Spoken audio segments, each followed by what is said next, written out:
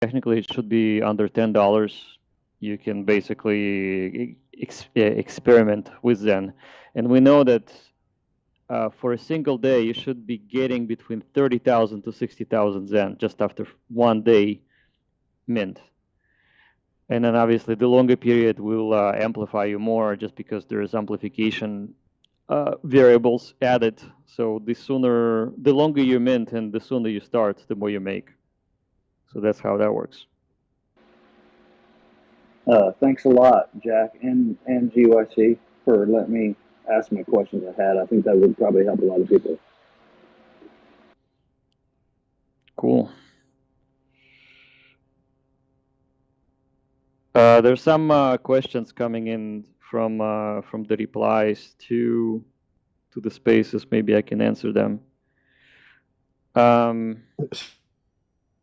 Click that link up at the top with the little Somebody share button. immediately asks, can you explain why you waited after your project launched to be critical of Richard Hart finished product HEX?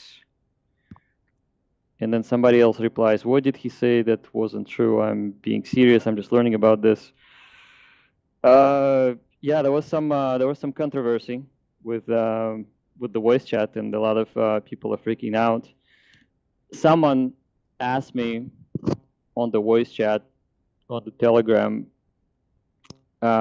what do I think? What can change Richard's perception of being a scammer? And the first thing I said, and I think I talked about PulseChain a little bit, I said, there's no scamminess activity that I can see anywhere.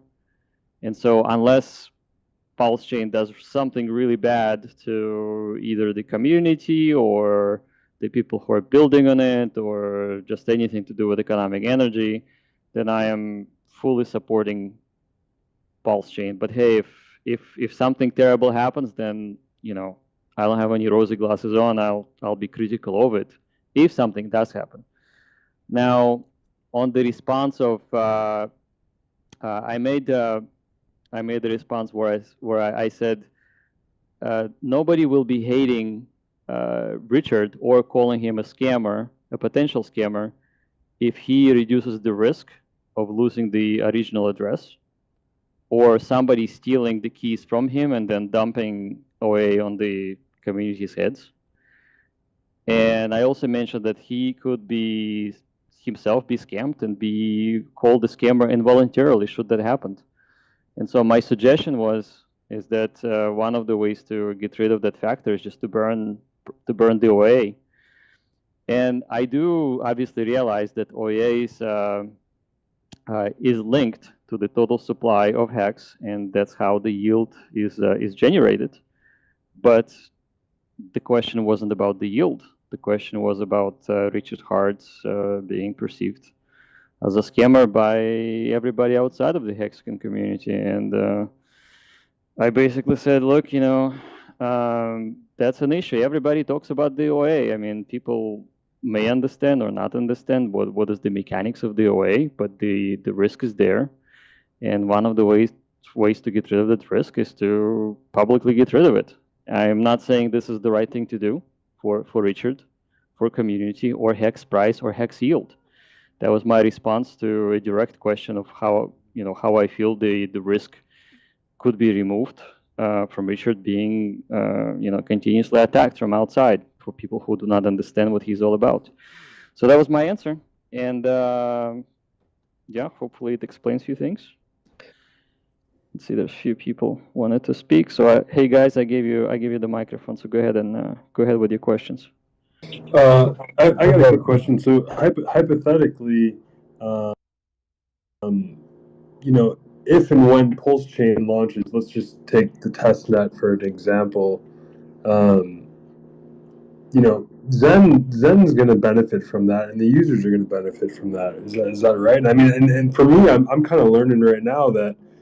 What Richard is claiming to do with PulseChain, that's going to be unbelievable because I don't like paying these $7 gas fees or anything like that. I don't think anyone really does, and the high of 10, maybe 15. But do you think that PulseChain is going to benefit Zen and vice versa? So I think Zen will benefit PulseChain just because it will have all of the new addresses that are being created and new users are coming in. So there's a lot of users out there who are not necessarily coming from the Hexagon community. There's lots of other communities that are talking about this right now. Zen is extremely visible, and when PulseChain launches and there is a copy of Zen on PulseChain, then all those new people that got attracted to Zen will have a benefit of using and exploring PulseChain. So I think it's extremely positive and bullish for PulseChain. Awesome. Zen is trying to open up the crypto for the 96% that are not in here today. So if we manage to do that, and as we've seen the last couple of days, the virality of Zen has a true effect. So it will bring in millions and millions of more users, and the HEX way is also very much valuing self-custody. So I only see how HEX and Pulse can benefit from that.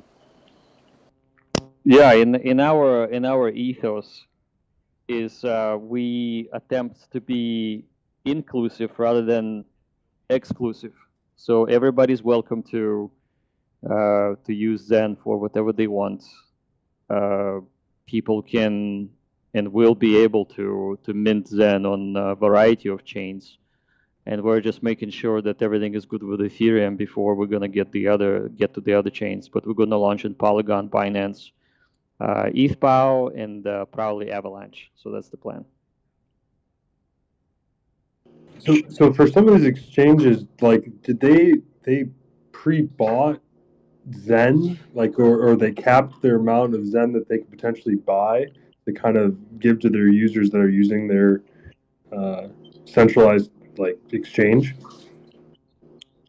So I think, and I'm not certain exactly what happened with the exchanges, but a lot of times what exchanges do is that they put up $1 million, maybe $2 million, maybe 500,000, and they buy Zen from or buy any crypto from the holders. So the holders have an incentive to send Zen into the exchange to trade it for USDT, and it's done without fees or with very minimal fees versus Uniswap, for example.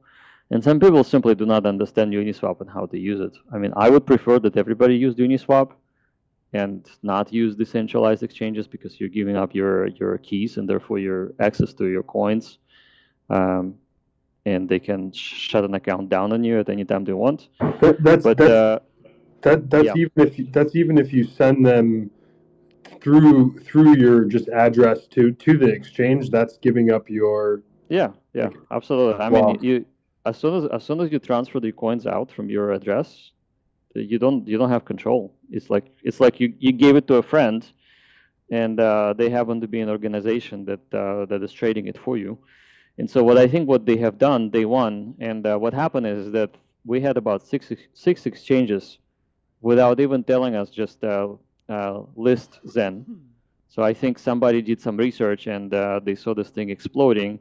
And so they tried to outcompete each other and listed Zen within hours. And I think they all put up some dollar amount to buy Zen from on the open market, so that they can create their own private centralized liquidity pools. So that is what happened, and we saw a lot of users or a lot of addresses sending them Zen, and at some point they had maybe 50% of all supply. But then as supply grew over the next 48 hours, we saw that their holdings have been reduced. And this is easy to see if you go to Etherscan and click on holders. You'll be able to see exactly who's holding what, and it looks like They hold about 45% now, but it's dropping. It's dropping because more and more Zen being created. So up to this minute, over 4 billion Zen has been minted, and there has been close to 6,000 holders. So 6,000 holders minted Zen. And looking at those numbers, it looks like people were minting between 4 to 5 wallets per person. Go ahead, Voyager. You have your hand up. Go ahead and take the mic. Quick question. I've been trying to find the information of Zen, basically. So as far as I know, it is an inflation. It has no finite supply. It's infinite supply, and after a certain time, it will become deflationary. But I couldn't quite understand how you make it. It will become deflationary because reducing emission to me is not deflationary, but actually having the use case or burn quantity higher than the emission, that would be deflationary. So this is So how I to separate between deflation and disinflationary. So the supply of sun is highly inflationary initially, but it will be.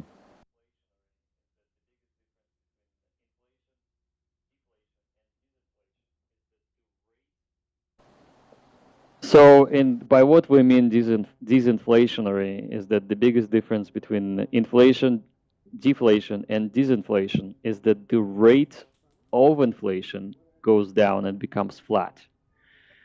And I know everybody is excited about inflation or deflation or this or that.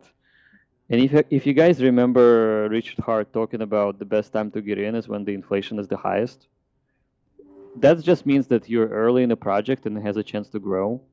And ultimately, what it also means that if the project has adoption and the adoption outpaces the creation of the tokens, then there's always going to be value. And that is what we're aiming for. Our priority is not to the price of Zen, but rather the onboarding the 96% of humans that haven't touched crypto yet. So that is the primary objective, and obviously education. Okay.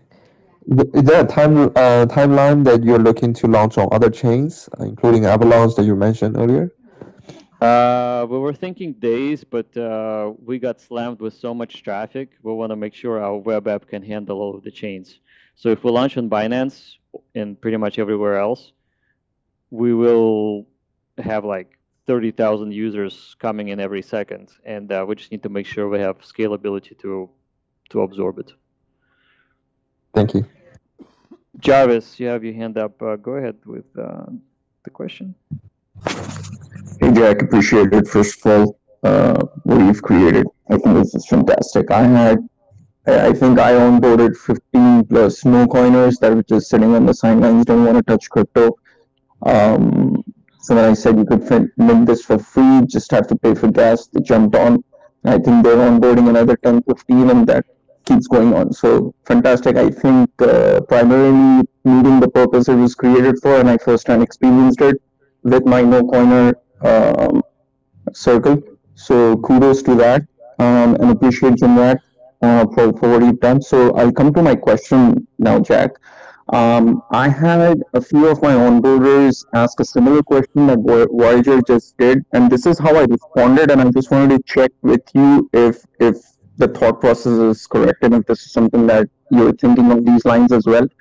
So their question was, if this is a coin that can be minted for free, then who do you see would be the potential buyers 2 years from now, and why would they buy it if it could be minted for free? So my answer was, if you mint your coins and you're gonna get possession of them, for example, after a 300-day term. So the billions of Zen supply that you would own 300 days from now, and if you dump it on the market, the buyer at that point in time would be basically buying your time for instant gratification and getting that supply, maybe at a 2-3x premium, whatever that is. But he takes possession of your coins immediately versus you having to wait for 300 days. So that's where the buying pressure comes in, because not everyone's gonna mint and wait for another 300 days from a year from now. people would want instant access to the supply to stake it, hold it, trade it, whatever. So is that an accurate response? Is this how you see it playing out, and that's where the buying pressure starts coming in, with people are probably not realizing at this point in time, since it's just been 2 days from launch. That is exactly correct observation. So yes, it's a free mint. However, when you're getting it is important. If you're getting it a year from now, then yes, it's free, but you know what? The time has value. And as a buyer today, you could say, I'm not willing to wait a year because the world adoption is definitely happening.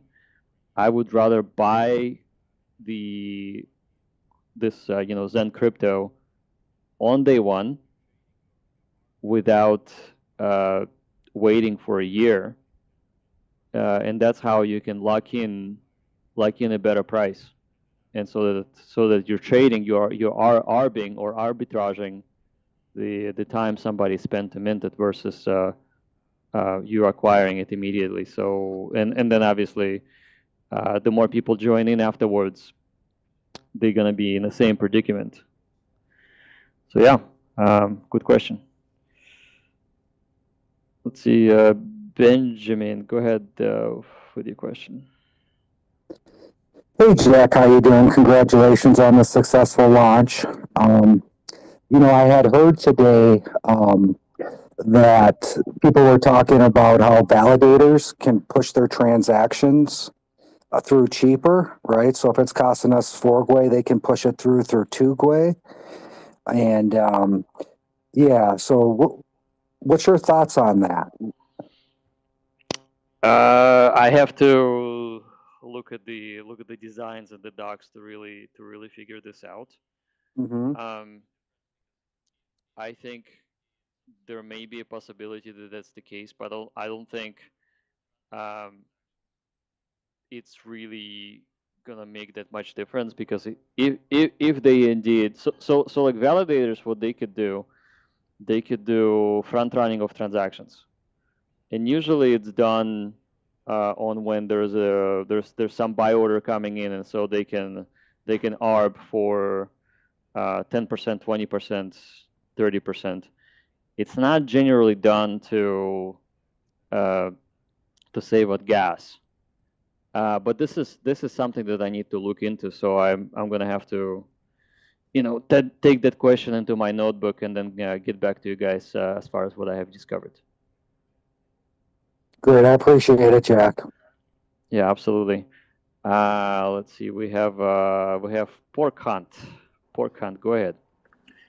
How's it going there, Jack? Hey, I just wanted to ask a question. I was just looking at the holders list, and I did find one of the top holders. They have like 90 million Zen. But if you go into their transactions and you follow it back, it leads to another address, and they basically, in the same block, they were able to mint or claim. I actually sent you a DM, but you never checked it yet.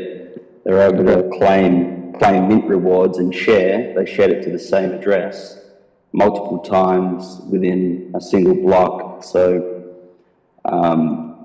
possibly maybe there's a bit of an exploit here in regards to the system, but I sent you a transaction anyway if you want to check it out. I will certainly take a look at it. It is not an invalid activity to claim mint and send it within the same block. It's just a matter of time. Well, they didn't. Oh, they did it like there's 121 pages of it. Okay, I'll definitely take a look. It would be interesting to see exactly what's going on there. So I'll check the DM. I just got a million DMs this morning, so I'm going. Yeah. Oh, good. I just wanted to let you know. That's all. Thank you. All right. Thank you. I will definitely check this out. Okay. Yeah. I found your DM and I'm taking a screenshot of it. Okay. Thanks.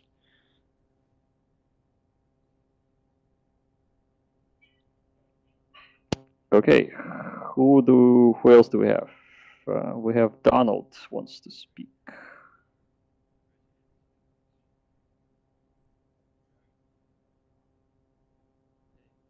Yeah, guys, go ahead and raise your hand to speak, please. Jack, Hey. this is Donald. So first of all, congratulations on creating a successful network effect worldwide, we hope, huh? We hope. Yes. So I'm like everybody else here. I'm interested in what I can do to help the network. And so I'd like to discuss ways that we can do that. Obviously, Zen all by itself will become a medium of exchange because you can send it cross-border, across the world for a minor fee, especially when it eventually gets on the other networks that are lesser fees. So one thing we can do is start using it to pay each other, right? Another thing we can do is tell a friend and help the network grow. Another thing we can do is explain to people the 20% APY that they can get. And as I understand it, if you mint for less than 90 days and then claim it and then stake it, you'll get a 20% API. And if you do it a little later, you'll get 19% API. Is that how that works? That's how it works. Right. Yes. Right. And I'm thinking that one thought that I can contribute to the effort is a story that I can tell about something that I did back in about 1980. I created my own script, my own currency, and convinced people to accept it, and ended up with a swap meet where they could buy and sell with it, a newspaper where they could advertise to buy and sell with it, a radio show where they could call in and talk about what they wanted to buy and sell with it. And it became extremely popular in a local area with millions of dollars worth of this script changing hands. The script was the shape of a dollar bill. Each one said 5, 10, 100, and so on. And why did people accept it from me when I printed it up out of thin air? Because I had assets that they could buy from me with it. I had a warehouse full of merchandise. I accepted it for advertising in the newspaper. We talked about it on the radio show. And there was a network effect that happened. And this is what's interesting as it can relate to Zen. The network effect is that the people that had it in their pocket, in other words, people that have Zen in their wallet, will be naturally inclined to go to their dentist and say, hey, I need my teeth fixed and I'd like to pay with Zen. Let me explain. And the dentist accepts it. Now the network has expanded. And if somebody creates a website where you can show what you have for sale for Zen and what you want to buy with Zen, that would be useful for the system. What do you know? I've created a website like that where you can advertise for free that you have Zen and you want to buy this, that, or the other, or you need this, that, or the other, or you are willing to earn Zen by doing this, that, or the other, or selling this, that, or the other. And it's a free website. And I think that that might help. And if more people did that, even if you just put, I accept Zen in your Facebook marketplace ads, even if you put, I accept Zen in whatever classified site you like to use, in the body and the text of your description, you got a car for sale, I accept Zen. If we all do that as a network, the network effect can have another benefit. So with that in mind, maybe several of us need to start websites where people can advertise what they have and what they want and that they're willing to accept Zen. That is a great idea. Obviously, that is the goal. Ultimately, is that we do want people to use the cryptocurrency freely for anything they want and come up with ways to make it more interesting and to enhance it. We are on just day 2, and we have years and years and years to go with this. And I think this kind of like the initial level of excitement potentially will subside, but I'm very happy that people feel like they can get back into the origins of ethos of blockchain, specifically how originally Bitcoin was created, and in the Bitcoin white paper, Satoshi talked about having a peer-to-peer cash.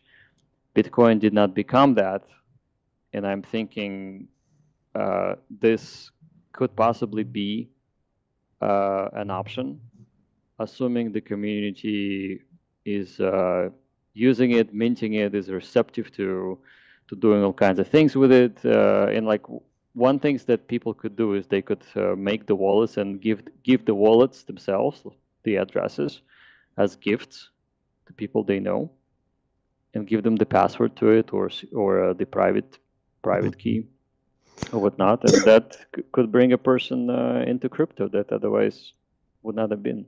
Back in the 1980s, when I was doing the script program, nearly everyone who started accepting script for the first time never heard of me, met me. It was somebody who had the script in their pocket, and they went to the local bakery and said, hey, you know, I need a birthday cake and I'm short on money. How about if I give you some of this script? They went to motels in other towns. They went to Disneyland and went to stay at the Disneyland motel and walked in and told the manager, hey, I'm kind of low on money. You got a couple extra rooms tonight. I'll pay you with TCs, which is what we called them. And they showed them the newspaper that showed where they could spend them. And they told them about the radio show where they could call in and listen. So my point is that we, the members of the network, we, the holders of Zen, are the ones that are going to create the value. That is exactly right. I firmly believe that what you said is the absolute truth. I always said that it is the community and the network that gives its value, no one else, not the exchanges. Exchanges are just the means of exchange. They have their own communities, but ultimately it is the individual holders that holding Zen together as the community is what will bring the value to this experiment. So everybody that has the talent and the ability, make a classified site for Zen buying and selling. Yeah. All right, cool. Thanks for the suggestion. Let's see if anybody else wants to say something. I'll ask my question real quick. So basically, and by the way, this is also an AMA, so feel free to ask me anything. I am pretty transparent about most things. I'd like to highlight that except how many yeah. pull-ups I do. That's not gonna tell anything. 4. No. Anybody the number. Everything else is a go. So go ahead and raise your hand, and let's have a conversation. Can you hear me, Jack?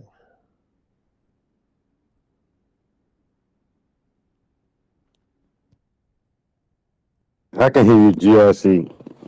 I don't know if Jack can hear me. I might have to jump out. Jersey, I cannot hear you, so yeah, you may I'll have be to right back. rejoin.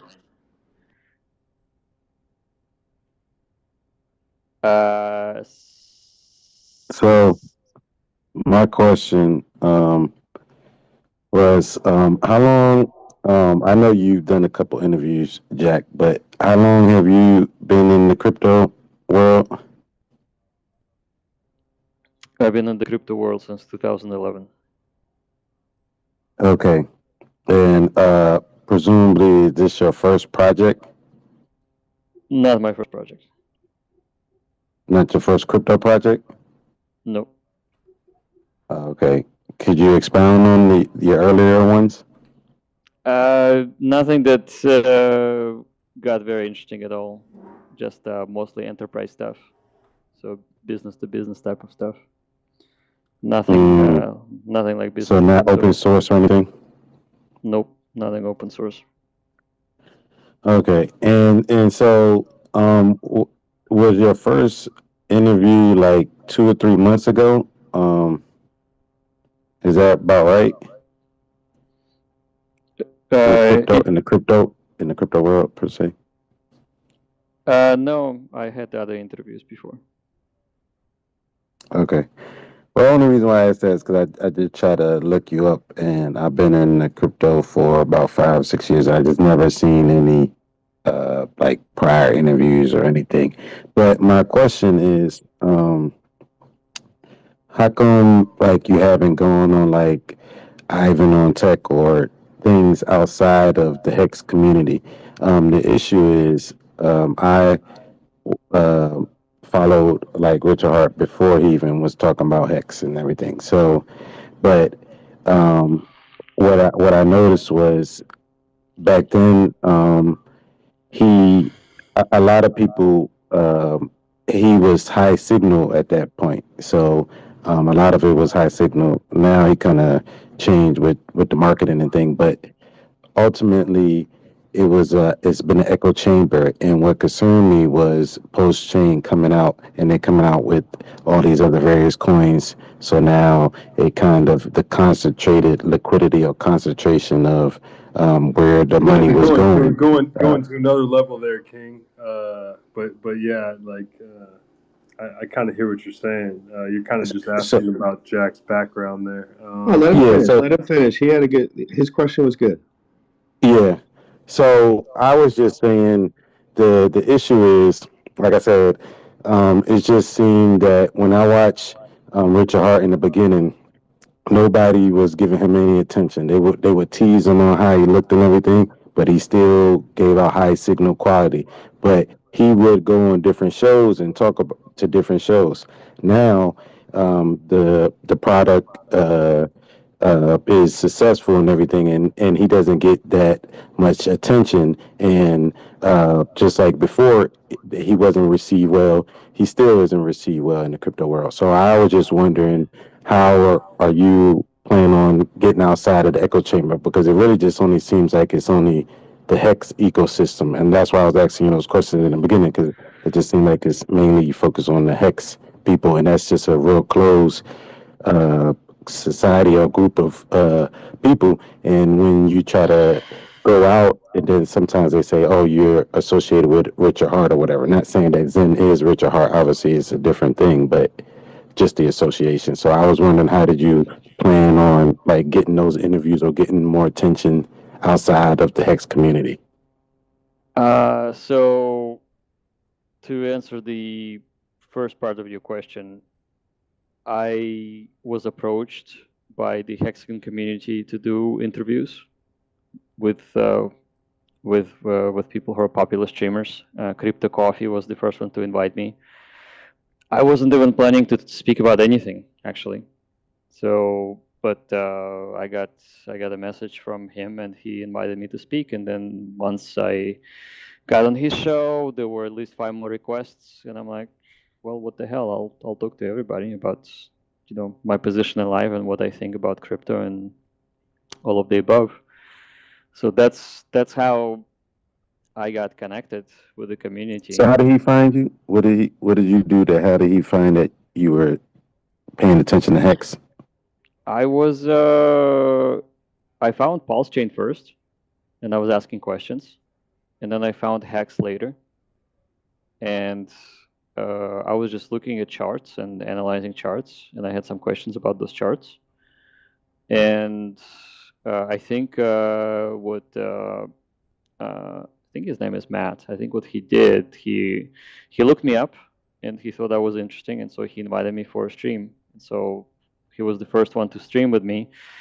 I have him on my jacklevin.com link tree, so you can look up that first interview with Crypto Coffee. And from then on, it just snowballed into just continuous conversations within the community. I mean, I didn't even know what the Hexagon community was until, he literally introduced me to it. So that's how that whole thing started.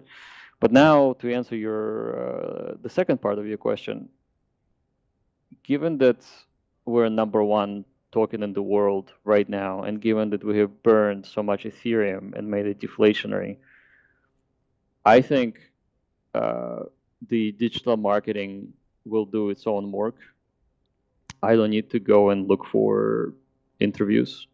And there's a lot of people who are trying to interview me right now, but I'm just head deep in the infrastructure, and I want to make sure everything works and everybody's get to use Zen the way it was designed to use, and there are no issues. So I'm kind of not doing too many interviews, except for people that I really like.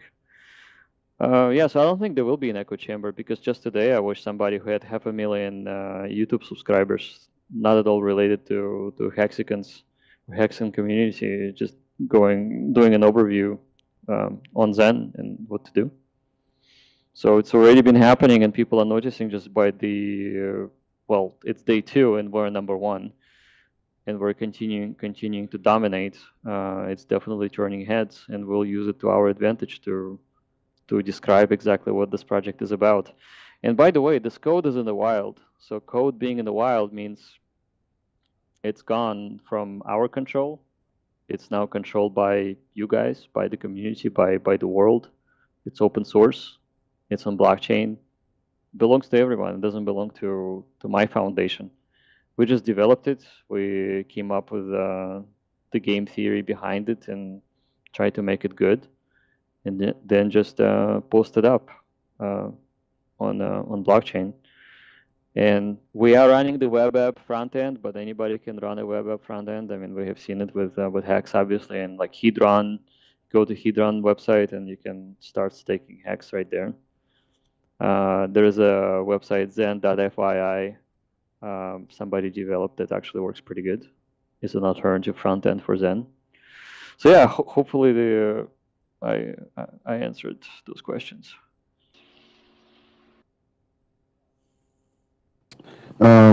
Yeah, you pretty much did, but I guess somewhat. I was just saying. I know you say you're busy and everything, and I know you have. It's a dedicated channel to YouTube. I forgot the guy's name, and he's pretty thorough. I think he's on it now, but I was just saying. I just think you're trying to build it out. It.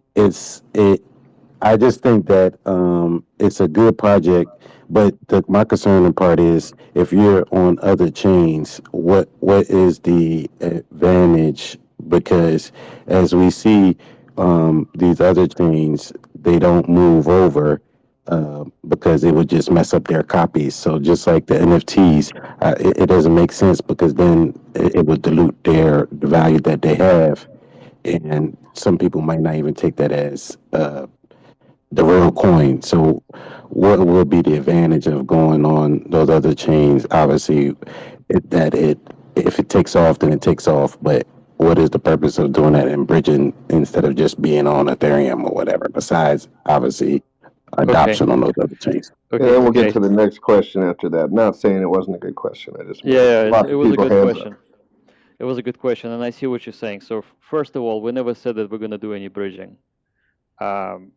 We don't plan to provide liquidity for bridging or make it work in any way. The alternative chains do have different dynamics. They have different fee structure. They have different gas. So it's likely when Zen goes out there, like for example on Binance, it's going to be completely different makeup of the economic influence on it. It will do nothing for Ethereum.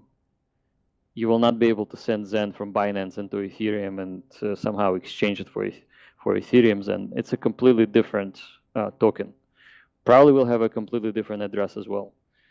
Now, what can happen is that, and the reason to do the alternative chains is to bring the first principles of crypto to the rest of the chains there. Some people are more comfortable on Binance. It's covering different part of the world. Like there's a lot of Asian population using Binance. There's a lot of games that are being launched on Binance. I think we want Zen to be a token of exchange for play to earn games. Yeah, and as Zen Su mentioned before, we're trying to be inclusive. We want to include all chains, as long as they're not a scammer chain.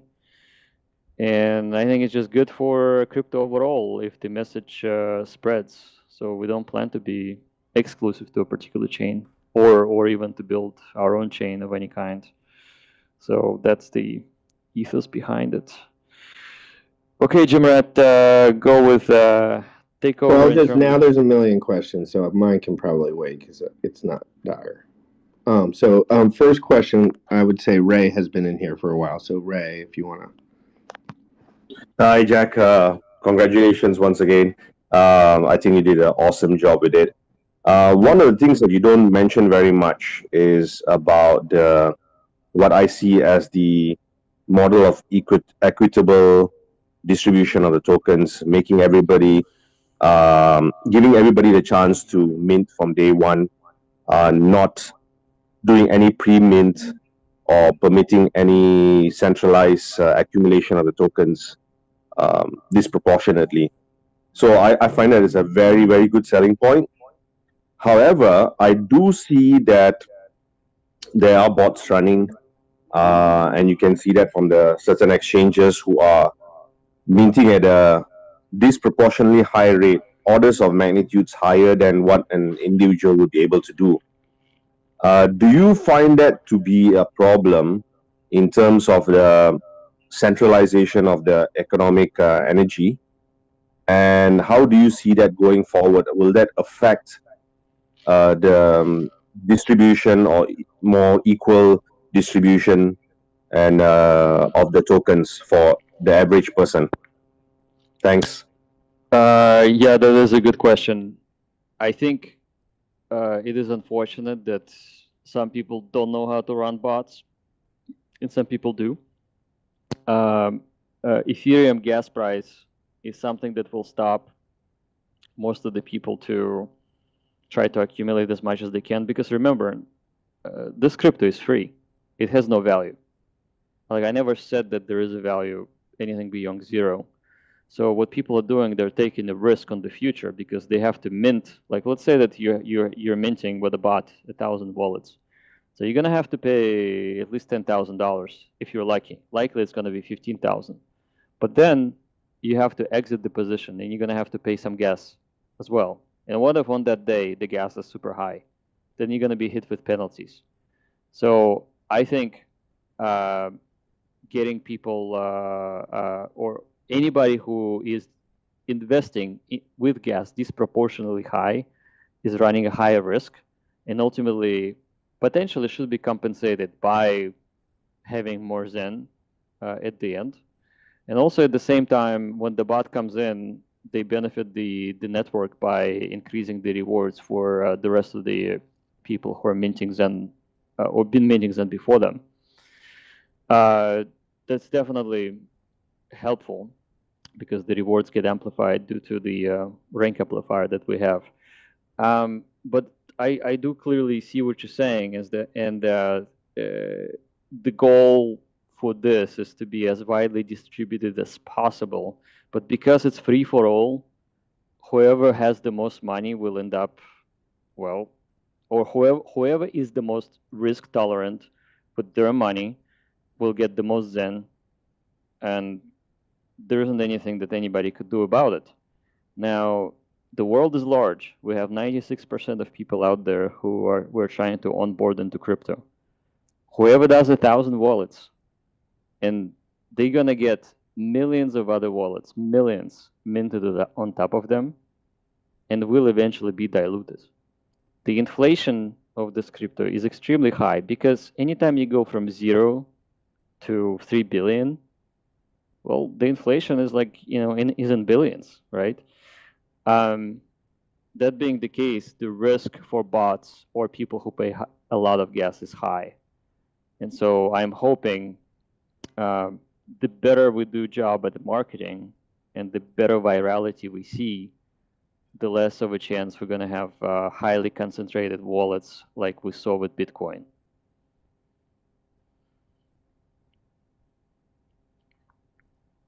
Is it going to be interesting? Guys in Is here, it going to be something? Is it going to be something that you're going to monitor closely when it comes to the other chains with much lower gas fees as well, I suppose? Well, absolutely. We're going to be monitoring anything. At this point, though, I mean, like, think about it. There's not much we can do. We release the code. The code is out there, and it's up to the human population to do what they will. We can't stop them. Even if we talk at them, they're not going to listen to us. I mean, they will do what they will do. So it's just the question of where the chips will fall, so to speak. I think because it's such a low barrier to entry, there's positive and negative. The positive is that 96% of people who hasn't touched crypto will be able to get into crypto. The negative is that somebody who is shadowy supercoder will be able to automate their process to mint a lot of Zen. But remember, for everyone out there, including bots or people who have bots, the price of gas is an equalizer. It will cost them money. At the same time, it will also cost them their time, because you need to specify the number of days until you get Zen. And so those things are impossible to change, and nobody is gaining any advantage. So, I mean, if you don't know how to write bots or anything, you can ask a friend to do it for you. You can go to some third world country and have a bunch of people hired to mint Zen for you at the fraction of the cost. You'll pay them a little bit, but the gas will remain the gas. You will end up paying gas regardless. So. Got you. Thank you. Yep. Simple, you had your hand up next. Hey, Jack. I just had a question about the Fair Crypto Foundation. I'm definitely kind of on board just with those values and what you guys are about. I just kind of wanted to ask, what's the trajectory of that, and like what type of foundations or partnerships are you looking to kind of team up with, and what's like the initiative behind that besides the Zen coin, which I mean is amazing in and of itself. So, good question. The idea behind the Fair Crypto Foundation is that if we generate a lot of social ability to have a strong social outreach, we plan to sponsor and speak for any project out there that upholds first principles of crypto, specifically self-custody, censorship resistance, trustless consensus, all of those things that we understand and we love. So those projects that actively participate in those tenets and following our ethos, we will be promoting. So anybody who wants to build something interesting, we'll be speaking and pushing those people forward. So that is the plan, is just to make it better for everybody. And I guess for me personally, I learned about that through HEX and just through Richard Hart. And I guess like what are the parameters that are going to be like in place for like accepting people into the Fair Crypto Foundation? Just when it comes to projects, I know obviously you're getting like a bunch of people coming in and what. Just what are those parameters and what's okay. Yeah. So the parameters will be is that you cannot be deemed as a security by the SEC. You shouldn't pre-mine or pre-mint or have a very, very minimal allocation, possibly with the vesting schedule. You shouldn't have admin keys unless it's absolutely necessary, and you have your code open sourced. So assuming those things are followed, then we will be speaking on their behalf and we'll try to make them popular. And just to kind of off the riff, like how many projects do you think in the crypto space right now that you're aware of are kind of following those other than Zen Crypto right now? I know only one that's kind of approaching what we're trying to do. It's Ergo Chain, but even them, they had investors. They had a pretty large allocation, I think 20% or something like that. So that is the only one that caught my eye. Everybody else wants to, get rich quick, run those type of schemes. And that's what Not Crypto was designed to be. And we want to make a difference. We want people to be successful, make the money, just not by confusing people that they're going to have incredible gains and then just dump on their head with their allocation, or them being forced by their investors to do it. Yeah, no doubt. I think that's incredible, and I'd love to be able to help in any way I can with the foundation. I DM'd you. Obviously, you're getting a bunch of DMs and stuff like that, but I definitely use my energy to push that forward and kind of educate people on what those principles are. I think it's pretty amazing because I think it's just true. It's coming from the core. So.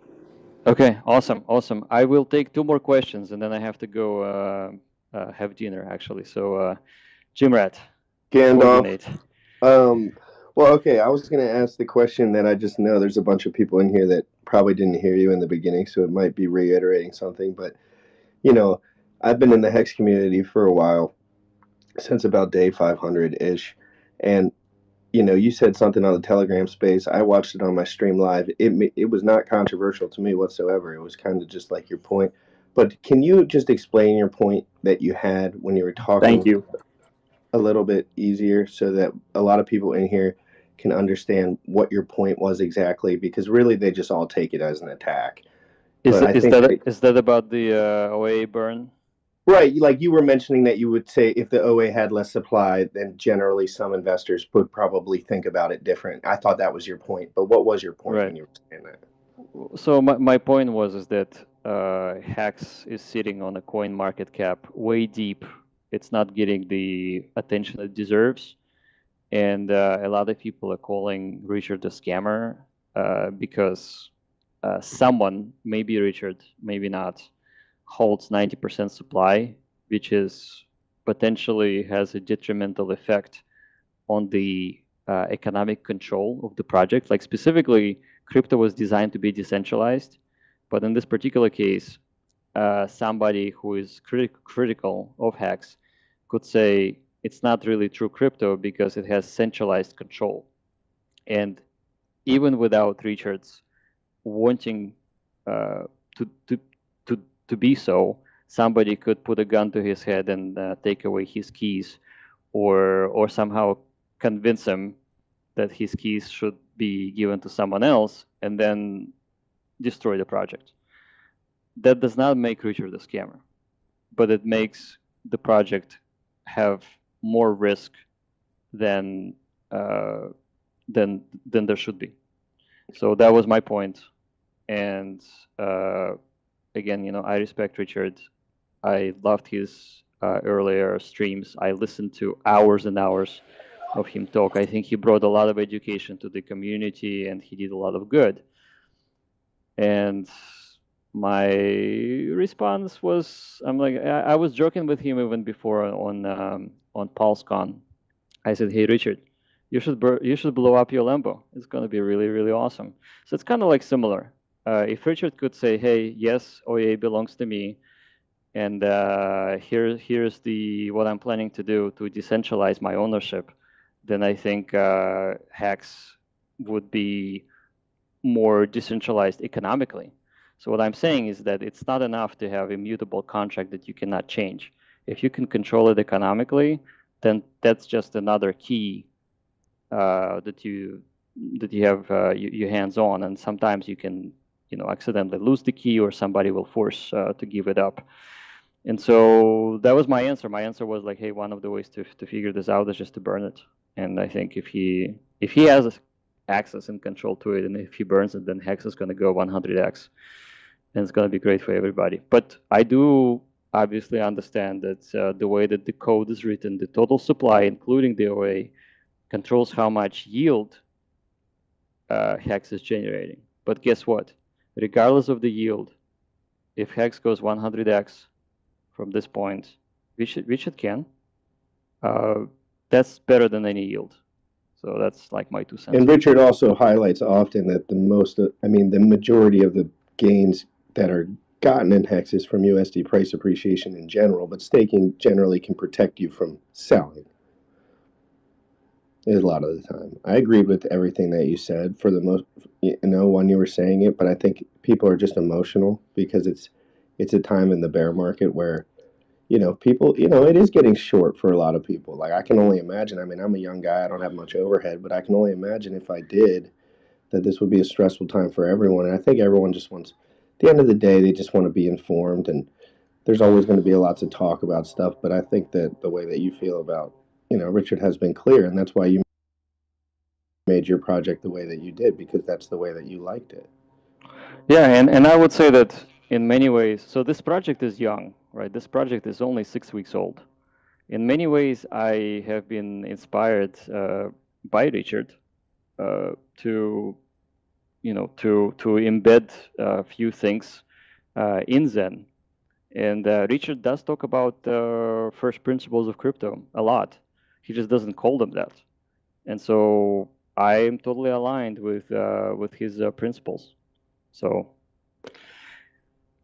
and I think this is going to be really beneficial for all of us moving forward in DeFi, whether people are upset or not. So it's going to be cool. And I think you have one question left, Jack, in the tank. I can take a few more actually. I have like All right. 7 minutes. 7 minutes to go. Pulsar G is up next. Pulsargeist. Hey, what's up, everybody? How's it going, Jack? Hey, Pulsargeist. Nice name. Oh, thank you. Jack, I just had some questions for you about your game theory and about the minting phase. Seems like a lot of people, like someone can create multiple wallets and mint Zen, but where do you see the buy pressure coming from with the market? The buy pressure will come from the size of the community. So regardless how many wallets you can create, we're attracting a lot of people out there. Just by looking at Google Analytics, we had 150,000 people come in just a couple of days. That's a lot of people for a project like that. And so if you just forget about the wallets and forget about the numbers and forget about the billions of Zen that will be created, the value is in the community. And as someone mentioned before in this conversation, buying Zen instantly versus waiting a year to generate it has value, because you're advancing. It's like you're buying the future. You're buying somebody's 365 days of work, if we talk about a year. So the value is like right there. The other way to look at the value is that, let's assume for a second, then within a couple of years, we're going to have 100 million users. It is possible. I've done it before with imagechak.com. I had 60 million users right there. So 100 million in crypto is doable. If that happens, Zen will be accepted everywhere as a peer-to-peer cash and as a token of exchange. That has value too.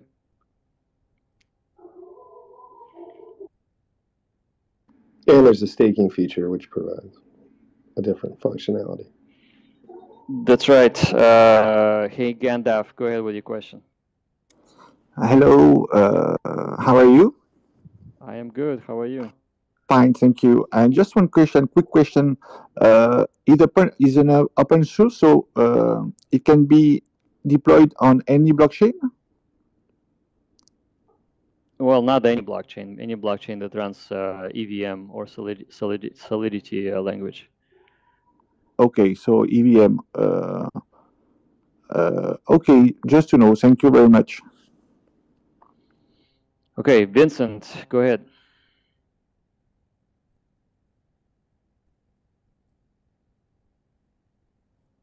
Paul S, go ahead. No. Hey, I'm here. Let Vincent go. Go ahead, Vincent. Wait, yeah. I was just watching the fucking game, man. I'm sorry. I didn't know I was going to get called on because you were asking for new people. Look, first, Jack, I do realize. No problem. How's it going? Yeah, no, good. I was glad to get in the first question, and a lot of people weren't in here, and it was about the staking, and I think that's the long-term utility, of course. Delayed gratification again, but listen, and I'm proud of you and everything that's going on, and they want to knock the fact that the HEX community is behind you, and it's only about HEX, but look, they're one of the biggest communities in crypto, so nobody can really knock it unless they're not part of it, right? The other thing is that I would like to ask, and this is just to give some props to you, Jack. Earlier, someone mentioned how they were questioning you not having a crypto project besides this one. When did you start in actual crypto, Jack? 2011. I started in 2011. Crypto as a whole started, right? Bitcoin in general. So everybody made their money on Bitcoin. Go ahead. Bitcoin in general, yeah. I mean, you should be able to find me on bitcoin.talk.org. I just want to educate everybody else in the room. I already know this question, right? So this is rhetorical. Okay. So what is the reason for that question? I'm a little confused. It's to back you up a little bit, Jack. It's to back you up a little bit because there are going to be haters, right? There are going to be haters just because it's successful, right? It's just it's successful. It's 2 days of success, and look. There's funding going on already in this space, and I don't like it a whole lot. Look, it's an early project, and you've done nothing but success for it. But yeah, it's people are questioning your ability to be in crypto. It sounds like, and you were one of the first people, right? You were one of the first people to even back it, and the first people to mint it. You know, so they don't even know what that means. And some people, and don't go into detail, but I do feel like you need to be stood up for a little bit. You know what I mean? Okay, This is my thank part. you. Thank you. But listen, even if I started crypto 3 months ago, what does it matter, right? It doesn't matter because the code is out, I don't control it, and I don't have any Zen. So it doesn't matter at all, like how long I've been in crypto. But I've been in crypto since 2011. It just makes it a little bit easier for me to understand how to market this thing and what am I getting into. But other than that, if it was someone else who just got into a crypto and had technical background and launched something by accident, it doesn't make any difference whether the project is going to be successful or not, because right now it's in the community's hands, and that's it. I mean, you guys are the ones who are going to make it a success or not. There's nothing I can do. I can just keep. But a lot of these people are looking for someone that is a reliable source, and all I was trying to point out is that you're as reliable as anybody as far as an intelligent person that got in early, right? Well, that knows what crypto is. You know, that has been there early, yes. But the other thing that I would like to point out, was this ever designed for people to make money early? No, it was not designed for people to make money early. Thank you very much. That is going to cure a lot of questions for a lot of people and where they were all headed in this space. A lot of people, not everybody, but a lot of people are trying to get in something early and make a lot of money fast. And that's not what it's designed for, ever. And I don't think it was ever designed that way. And there was misconfusion. My family is getting crazy because Devontae Adams just scored a big touchdown. Nice. Anyway, this is all I wanted to say, man. I've been in crypto since about 2014 myself, and I know what it's about too. And the whole your point of view on all of it and what you're trying to do, and the Richard Hart thing that you're saying. Hey, that would be great if he did do that. Nobody knows what the OA is, and if you get it, and there's a lot of different ways to burn it and make and help everybody else. But look, everybody has been secure and felt secure for this long, and I don't want to talk about HEX right now because we're talking about Zen. And I think what you've done is amazing, and it's new to crypto. And anything that's new and inventive to crypto at this point in the game, even though everybody talks about it being early, at this point in the game, man, this is amazing. So congratulations, Jack. Really. Thank you. That means a lot, actually. I appreciate it. Thanks a lot. Okay, guys, I gotta get. Jack, quick question, Jack. Okay, last question. Okay, thank you so much. First of all, I'm super excited for what you're doing here, and a huge Richard Hart fan and fan of yours. So you have mentioned the economic, the financial economic mass that's unstoppable when people use their money freely in this world. And I really see Richard Hart or the OA as not a bug but a feature because of the capacity for whales to impact markets. Can you speak a little bit about that? Because you're super smart, you're smarter than I am, and I just want to hear the nuance there. As far as I hear the negative side of the OA from your standpoint, but I wonder if you could share a little bit about the positive side, that the benevolence for owning the project rather than other whales that get their economic mass into a project. Well, the benefit of having a large allocation, if there is any benefit, is it will detract other people to accumulate a lot of cryptocurrency, just because if they accumulate a lot, but it's nowhere near enough to what the owner has, then they will not feel secure. So that removes the whale's desire to make to buy a lot of that coin. It will not be such of an issue for a regular investor who gets in with $1,000, maybe $10,000. But it detracts the bigger players out there. It's a positive just if you want to keep community small, but it's a negative if you want it to grow virally and have everybody equal, like so to speak. The other thing that I believe is that if you just own that one cryptocurrency, the only thing you can do with it is sell. You cannot buy more of it just because you have more cryptocurrency. So to keep the price stable, you must have billions of dollars of stable coin, billions of dollars of the same currency you're trying to protect, and you become the largest market maker. So you can technically manipulate the price like that. But if you hold 90% of anything, the only thing you can do is keep the price down, because the only thing you can do is sell it. You cannot keep the price higher. I mean, but ultimately it comes down to price manipulation. You guys know what the golden rule is? The golden rule is that whoever has the gold makes the rules. And there is positivity there if you love the system and you want that system to work for you, and sometimes it works. But ultimately, crypto meant to be completely decentralized, both from the code perspective and economic perspective. That is what I believe, but people have the freedom to do whatever they want. So by all means, I'm not the one to tell people what to do with their designs. My man Funding Jim in the house, you want to squeeze in a question before you go?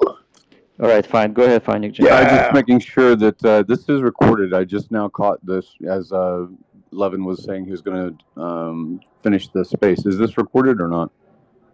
Unfortunately, it's not recorded, but we're just talking crap all day anyway. So I'm just kidding. So I hate you repeating what you probably have dealt with over the past couple of hours. But my question is, when you're again, the issue is about whether the OA is net positive, net negative, and I feel like on just survey, the bot action and the concentration through people that can have 5,000 wallets.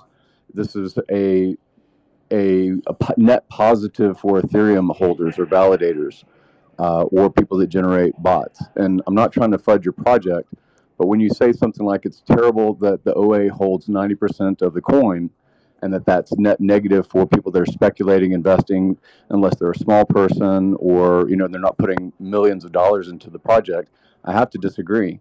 And I disagree because it is, to me, an OA function, whether it's daughter addresses from a parent that funds millions of Ethereum addresses, and it's mostly bots.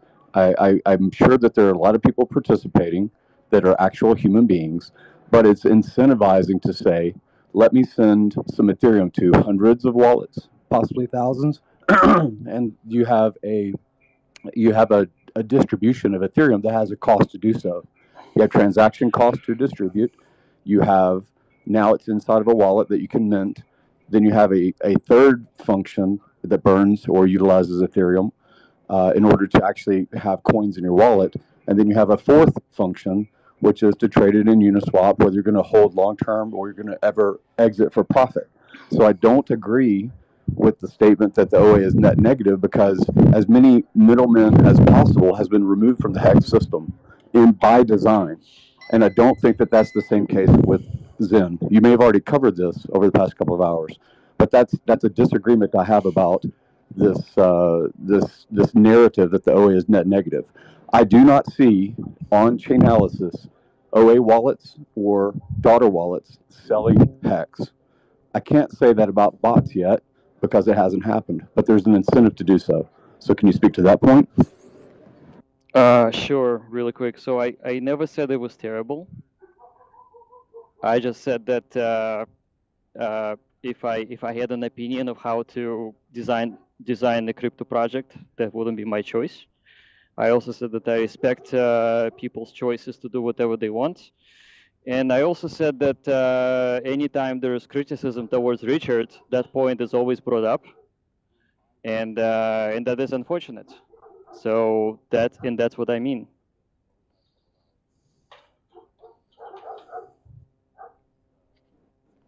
As far as the bots front running, like I mean, they definitely answered the front end of the question. But as far as the bots front running, like, can you speak to some of the potential like limitations that there are on like US dollar and how much a person could really do like ethically? Like, I mean, I'm telling you, I'm all about this project. I did it day one 8 times. I ain't doing it again because I'm lazy.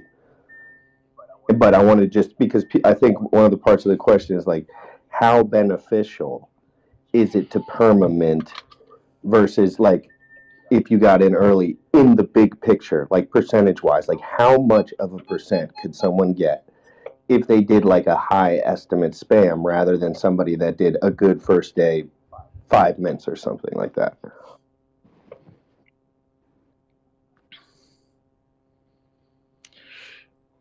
Cool. Yeah, I mean, it's too early to know what's going to happen with the bots. I can't wait to find out. So we'll see. Alrighty. Yeah, I really wish it was recorded. I think a lot of this is going to happen off narrative, or there's going to be misquotes about what got said. He said, I recorded the latter half funding. Since you've come in, I'll send it to you. Yeah, so please, in the future, if you guys ever start these things or co-host, if you're not recording directly on Twitter Space, someone break out a cell phone. There's 500 people in here. Hopefully there's someone running a cell phone and just record the stuff, dude. It helps better with all of the narrative, whether it's positive for Zen or positive for HEX or positive for newbies to discover this months down the road, because this is going to be minting for 8 years and you want this information out there. I'm not people are experimenting, and I do get frustrated that the experiments are kind of launched without a lot of these narratives. I'm happy that Jack participated in a lot of the Twitter spaces and commentary and things like that about his project. It did launch very quickly without a lot of modeling and game theory about what's going to happen, in my opinion.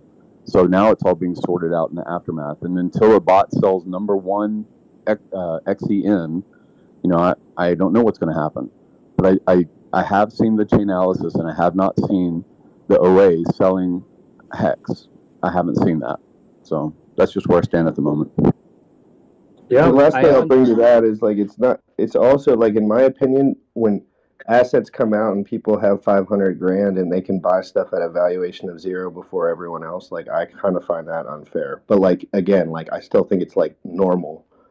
But like it's just like a different kind of distribution. But like in my opinion, if Punting Jim has $1 million and Pulse comes out and it trades at a valuation close to 0 for a day, he can buy more than I'll ever be able to even look at for the rest of my days. And I was right in there with him. So I mean, there is just distribution like differences like amongst like a lot of different things. But that was a great. This has been great. That's exactly the point. And the point of OA not doing anything, that's exactly what I said on our Telegram voice chat. I said I haven't seen any scamminess with Richard doing anything, so I cannot call him a scammer. A lot of people say, hey, but he does look like one. I'm like, listen, a person is innocent until he's proven guilty, and I haven't seen any guilt. So that's my position.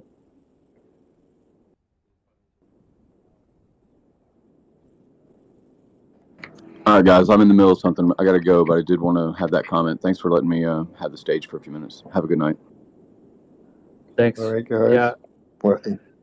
I can probably take one more question, by the way, because I thought I'm going to lose connection, but I'm not losing connection, so it's good. Vince, go ahead.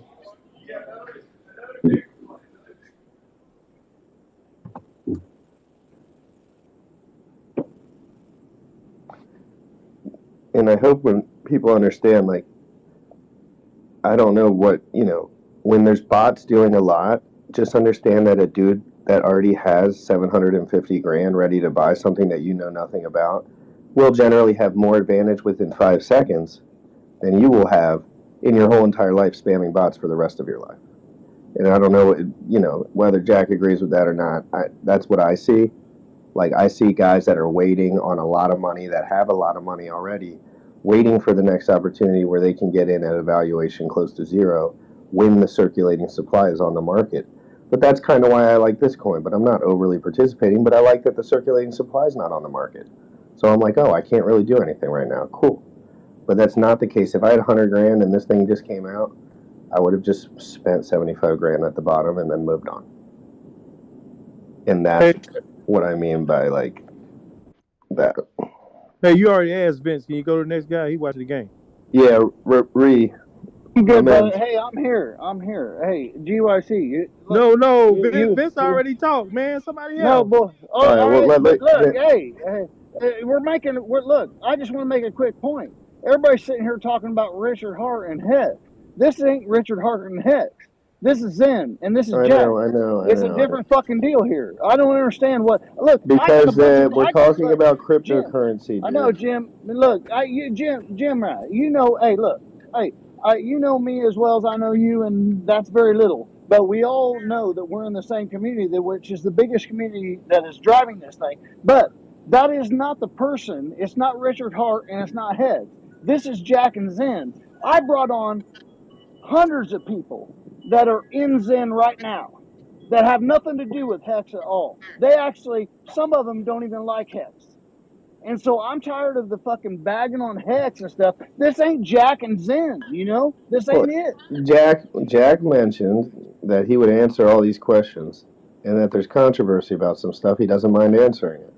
So that's why we got into all that. I mean, at the end of the day, you know, this has been hard for me too. Like, I support Zen, but all the guys that, you know, 25% of the guys that have big bags that watch me now are just slandering me 24/7. So it's like, but it's okay. Like, it's not a big deal. But again, just understand, like, I want to get some of these points out there. The internet needs to eat a little bit, you know. You got to show the people. That's it. Like, I don't, you know, I just want there to be some, if any, kind of emotional stability within this kind of situation. It's a little bit ridiculous what I see. The things people say about me now that Zen has come out, they weren't saying nothing about me before, and I was talking about all sorts of stuff. And then when derivatives came out of HEX, they told me I was an idiot for buying them. So it's like, I just confused. I just want more intellectual conversations that make sense in a world full of confusion. This is very well said, Jim Rat.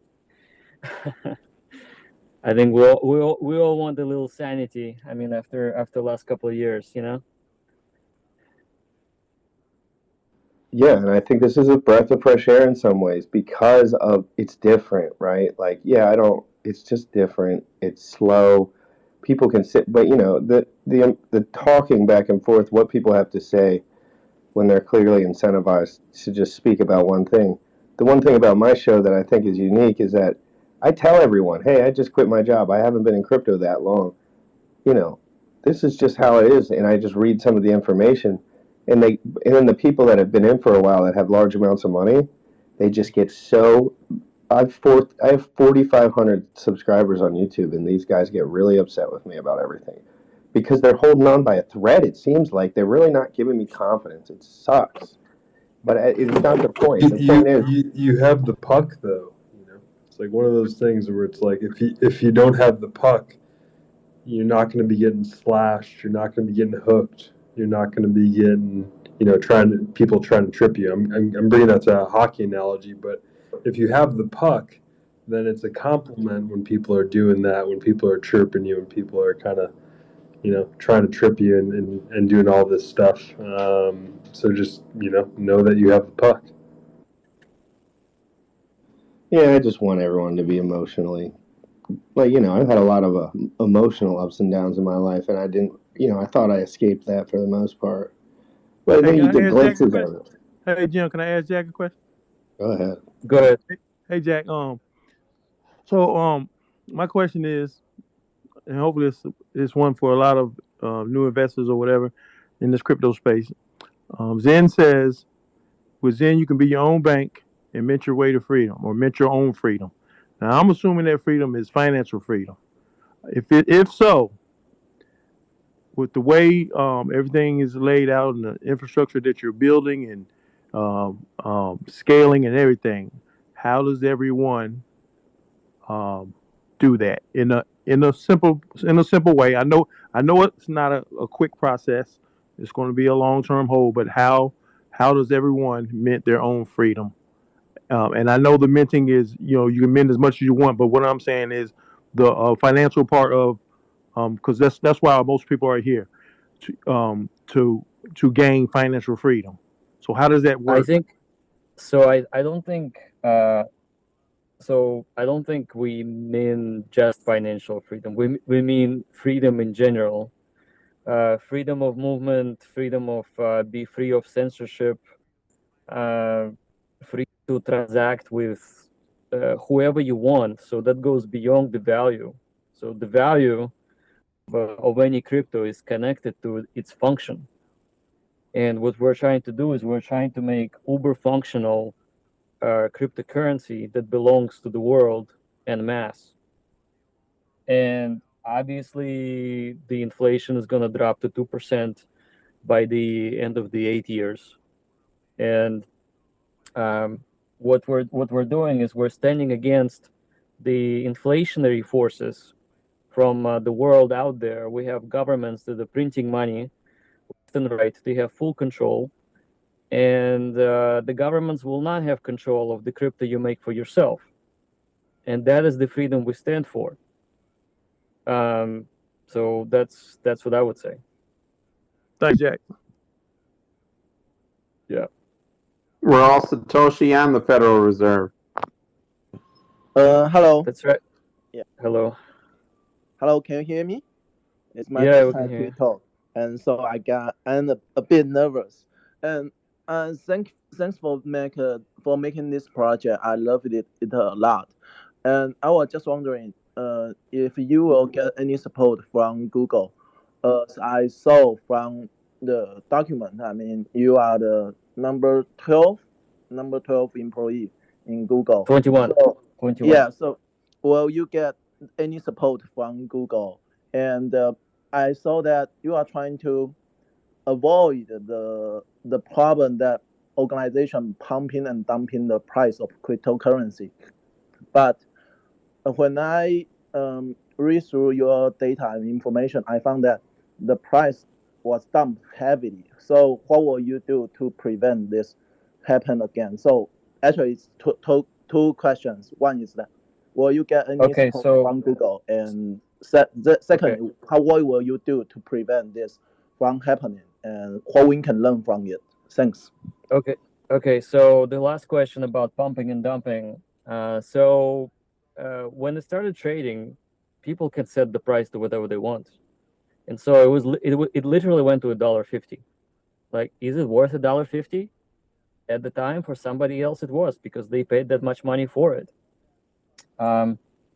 It started at zero. It is still zero. It isn't worth anything, but people are agreeing among themselves what it's worth, and the market is currently doing what we call price discovery. During those times, it is very dangerous to buy it. If you're a speculator and that's your life, then by all means do whatever you feel like you should do. But the reality is that when we say we're trying to avoid pump and dump, we mean to say we do not want the founders to dump or to pump. So for example, my team does not have Zen. We cannot pump it, and we cannot dump it. We can only talk about it. So that is where that message is coming from. The second question, or the first one, about Google support. Google is very different what it is now. After I left it, I left in 2005. It's been more than 15 years. It's been 17 years. I don't think Google's going to do anything about it. I didn't tell anybody at Google who works at Google that I'm doing it. But I do have a lot of friends who are former Googlers who are very interested in that project. I also have a very extensive network of business people and technologists in the Silicon Valley, just because I've been around for a long time. So a lot of people are aware of this project and they're watching it closely. Some may be participating one way or the other. But mostly it has nothing to do with Google. It just with me living in Silicon Valley for 30 years and being in this industry. So I have access to people who has been inventing stuff. So it's I would say it's better than Google, in my book. Okay, thanks a lot. Thank you. Have a good night. All right. Thank you for your question. Hello, Jack? Yeah, I'm here. Okay, cool. Okay, I'm just going to close. Okay. Okay, so first of all, I just want to say I think it's been a win for everyone. Again, I want to thank you for your presence, your transparency, your demeanor. I think it's the greatest value to the project at this point. And it's been a I think a great win, great launch. All the FUD or frustration is completely irrelevant. I've been looking at it from every angle, and we just think that everything went number one. I have a question that relates to the moving forth with the project of Zen, and a lot with what you were speaking about in the beginning earlier. The guy that was talking about, he developed this script and he was using it to do commerce in his local community. So that aspect of the project, the use case for Zen. So I had a question that was asked to me, and it kind of stomped me, and I wanted to ask you if there was any thought put into this as for the way that Zen was going to be able to be used, because I love the multi-chain aspect of it, and I think it's a great thing.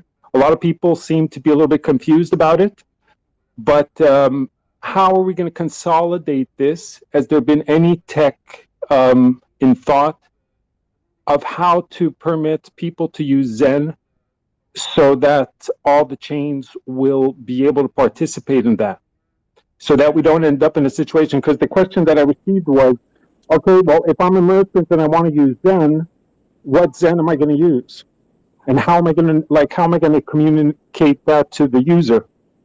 So then it becomes a question of, is there going to be a technology or maybe a wrapped Zen? Or you had mentioned something like a mega Zen.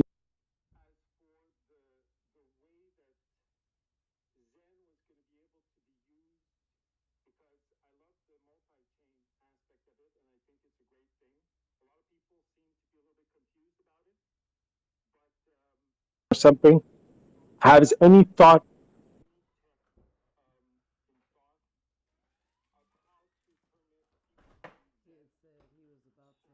which is the interchain communicator that allows the interchain swapping of assets.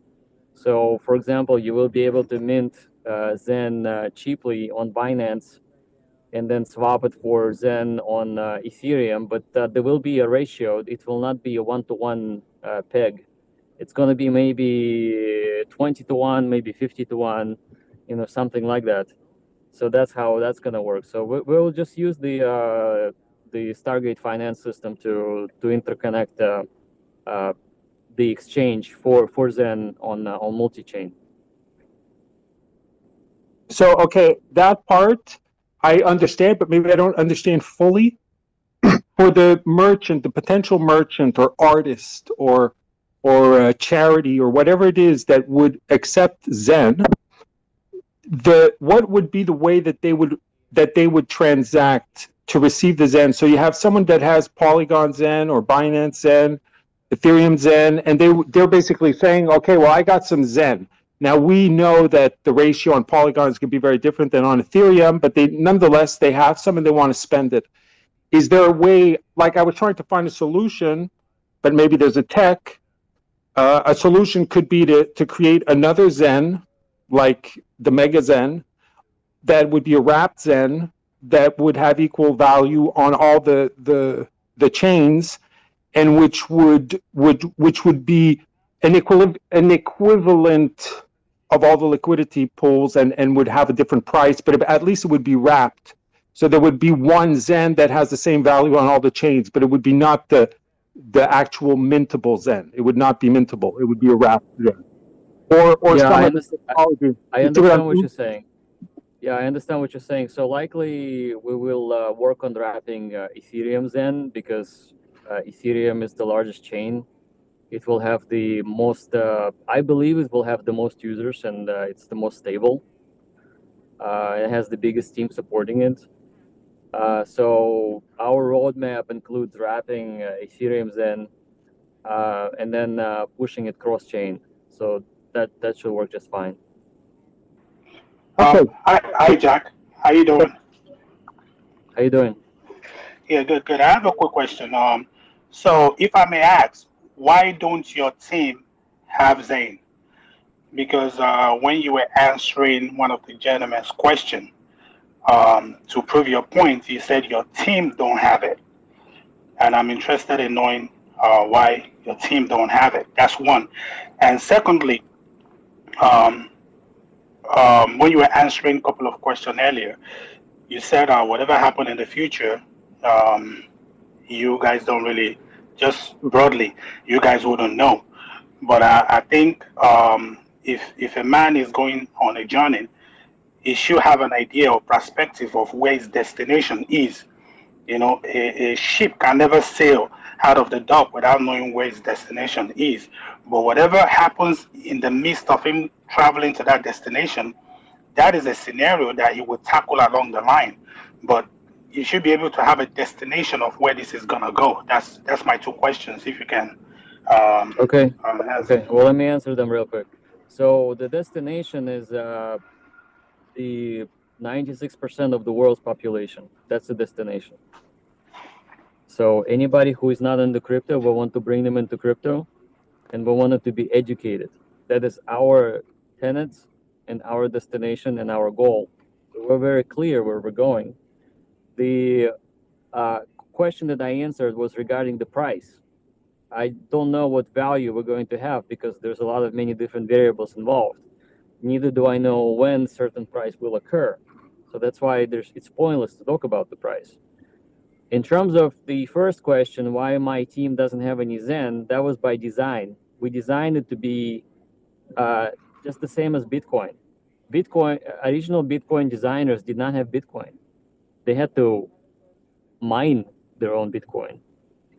Now, we decided to let the community virtually mine or virtually create Zen out of nothing, so that belongs to the community. Now, our team doesn't have Zen yet, but it doesn't mean that we're not minting Zen in the future. I have certainly started some minting processes for 300 days plus. So I have some wallets that are minting Zen right now because I'm part of the community and that's what I wanted to do. But originally, I didn't want to have any economic power or control on top of the project because I wanted to be a crowdsourced community project that belongs to the people, themselves. So hopefully that answers the question. Yeah. So before I let you go, one more question. Your reference to the other question I asked was based on the trading bots, and I think Jim Crypto make mention of it. My question is, before you guys started all this stuff that has to do with the project, do you put that into consideration? Because it wouldn't be fair enough when people ask questions about a trading bot and you don't have a sufficient strong rebuttal to their question or to their concerns. Because as I've seen, funding Jim came into the picture, and that was one of the loophole he was pointing at concerning this project, and everybody wants things to be fair. In one way or the other, and according to the way you've analyzed the project, and according to the way even Jim Wright Crypto made mention of it, and according to the way people analyze it on Twitter, it seems to capitalize on the fact that it's always fair. As of now, it's very fair, and the way people meant your own stuff and all of that. But talking about the bots and all of Okay, that. so let me answer that question real quick, and then unfortunately it's going to be my last answer because I do have to go. But here's my answer. So 3.5% of people using crypto in the world today, 3.5. There's 96.5% of people out there. And what I will say about bots is that there isn't enough economic energy or bots in the world that can compete with the 96% of the human population. That is simply not possible. We have 8 years to go. We're going to onboard all of those people. All those bots, which are people too, it's just going to be minority. That will always be the case. If we take this project and we make it a success, we get 96% of people in, none of those bots will matter. None. Because everyone has a fair chance to mint more Zen for themselves anytime they want, for as long as they want, with as many wallets as they want. So that is how I feel about the bots. I don't feel it's a loophole. I think time will tell, and it will show that nobody who has a lot of money ultimately we're going to win by people